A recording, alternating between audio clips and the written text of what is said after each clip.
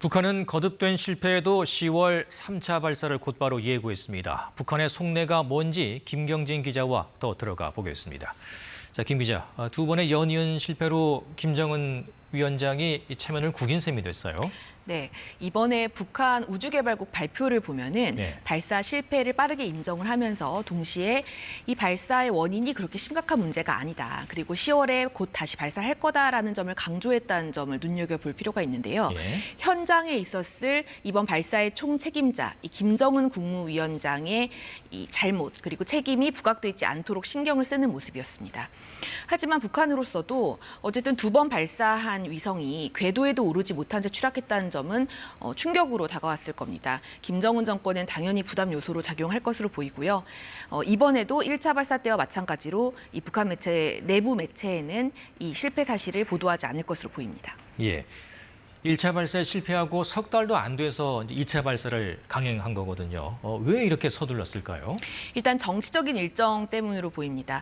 지난주에 있었던 한미일 정상회의 그리고 현재 진행되고 있는 한미 연합 연습에 맞대응하면서 동시에 9월 9일에 북한의 정권 수립 75주년에 앞서서 이 축포를 쏘려고 시기를 조율을 한 겁니다.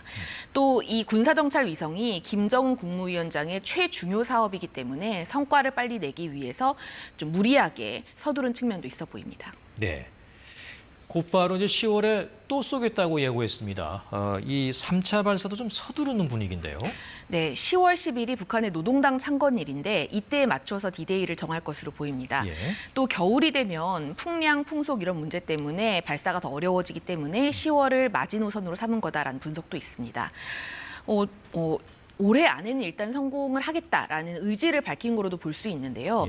문제는 이 북한의 위성 발사 실패의 원인이 결함이 북한의 발표보다 더 심각하다고 하더라도 김정은 국무위원장에게 안 된다, 무리다라고 말할 수 있는 분위기가 아니기 때문에 실패가 다시 반복될 수 있다는 우려도 나오고 있습니다. 네.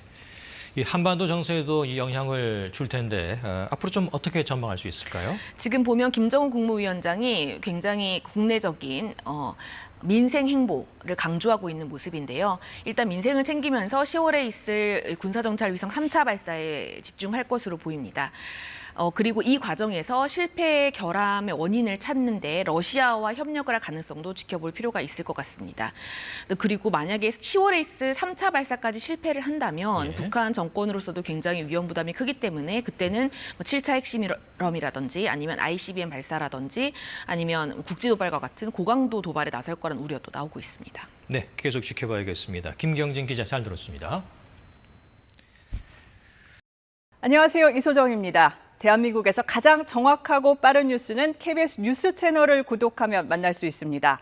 뉴스 제보는 언제 어디서든 카카오톡이나 KBS 앱으로 간단히 할 수 있습니다. 시청자와 함께 KBS 뉴스를 만들어갑니다. 감사합니다.